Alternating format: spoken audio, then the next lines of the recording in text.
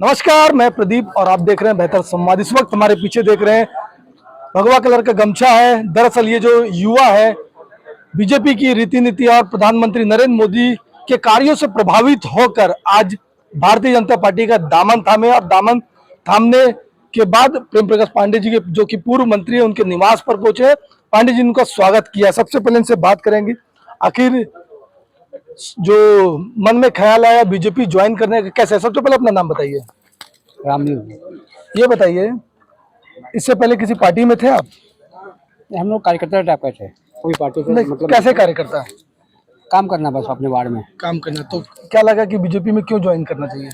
पहले बीजेपी में थे, उसके बाद कांग्रेस में चले गए थे। तो ये बताइए ना कि बीजेपी में थे फिर कांग्रेस में चले गए। हाँ। तो कांग्रेस में जाने के बाद फिर क्या ख्याल आया कि बीजेपी में फिर से वापस लौटना काम है? पसंद नहीं आया अपने को बहुत सारे। कौन सा काम पसंद नहीं है? जैसे तो मेरे लिए व्यक्तिगत ही मेडिकल प्रॉब्लम था मेरे घर में, वो नंबर दिए थे। मेडिकल प्रॉब्लम था, मेरी मिसेज का ऑपरेशन था। मंजीत भाई नंबर दिए थे ना, वो नंबर से फ़ोन किया, उसने बोला एडमिट कर दो। मैंने एडमिट कर दिया। उसके बाद क्या हुआ, वहाँ पे चार्जेबल कर दिया। तो इस बात से आप दुखी मैं होकर अपने व्यक्तिगत दुखी हो जाता। चलिए, ये कुछ निजी प्रॉब्लम था, इस वजह से ये उस बात को लेकर काफी दुख में आ गया और इससे कांग्रेस को छोड़ के बीजेपी में आ गया। क्या नाम है आपका? मुन्ना साहब। तो भाजपा ज्वाइन करने का क्या कुछ कारण? मैं शुरू से भाजपा में ही हूँ, प्रशांत भैया का मित्र हूँ, उनके साथ में आया हूँ। इनकी पोजीशन बढ़े, पार्टी में फिर से वापस आ रहे हैं भाजपा में। मैं चाहता हूँ कि आगे बढ़ें और अच्छे पॉलिटिक्स के साथ जुड़े। ये शुरू से ही थे जो बीजेपी की रीति नीति इनको पसंद थी। क्या नाम है आपका? मेरा नाम शंभू मूर्ति है।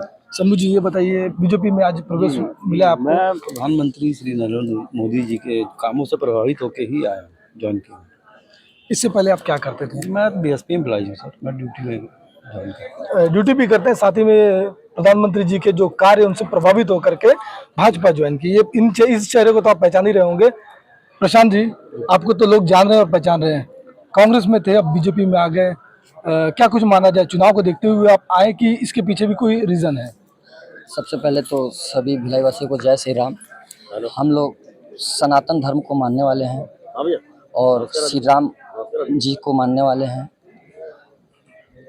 भाजपा और कांग्रेस हमारे लिए मायने नहीं रखता था, हमारा व्यक्तिगत संबंध होता था। आज हमने पहली बार भाजपा का दामन थामा है। उस समय हमने कांग्रेस का दामन थामा था, पर उन साल भर में ही उनकी रीति नीति देखकर मुझे वहाँ घुटन महसूस हो रहा था।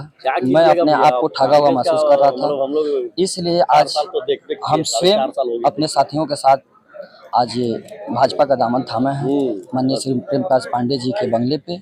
और ये जीवन भर हम लोग ये निर्णय लिया है कि हम लोग भारतीय जनता पार्टी का दामन थामे रहेंगे। वहाँ के लोग बिल्कुल भारतीय जनता पार्टी के लोगों को अभी फिर से बरगलाएंगे, झूठ बोलेंगे, बहुत सारे वादा करेंगे और वादा करके ले जाके सबको डमी बनाकर छोड़ देंगे। इनकी यही रीति नीति है। आज मैं आपको एक आंकड़ा बताने जा रहा हूँ कि भिलाई नगर विधानसभा में भारतीय जनता पार्टी का आज सबसे शुभ दिन है। जैसे कि 93 ले लीजिए, हमारे मंत्री जी जीते थे।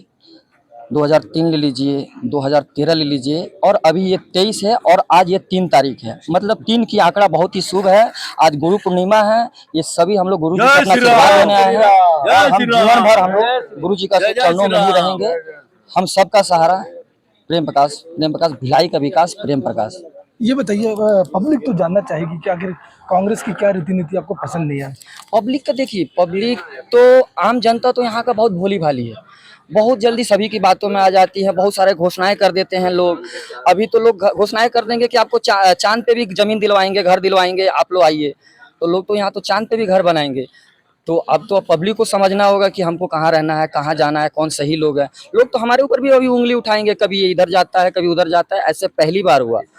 और उंगली उठाने से पहले मैं एक चीज़ बता देना चाहूँगा कि 3 उंगली अपने आप की तरफ इशारा करता है और एक भगवान की तरफ इशारा करता है। तो मैं तो बोलूँगा भगवान से डरो, हम लोग से नहीं डरोगे तो, क्योंकि हम लोग डराने वाले लोग नहीं हैं। हम लोग मर्यादा श्री राम के राहों पे चलने वाले लोग। विधायक जी स्वयं आपको फूल माला देकर आपका कांग्रेस पार्टी में स्वागत किया, तो क्या विधायक जी से आपकी नहीं जमी या पार्टी की जो कार्य प्रणाली उससे आप प्रभावित नहीं हुए? देखिए, वहाँ तो हमने भी किसी को मतलब हम गुमराह होकर हम बहुत सारे ऐसे समझ सकते हैं कि आंखों पे काली पट्टी बांधी गई थी। वो गलती किसी और की नहीं, वो हमारी थी, जो हम लोगों की बातों में आए, हम लोगों की बातों सुने और ऐसे मतलब लोगों की बातों से वंचित होकर हम विधायक जी से ऐसे हम लोग आपके मीडिया पे ने इनसे प्रभावित होकर हम आज उनकी दामन थाम रहे हैं।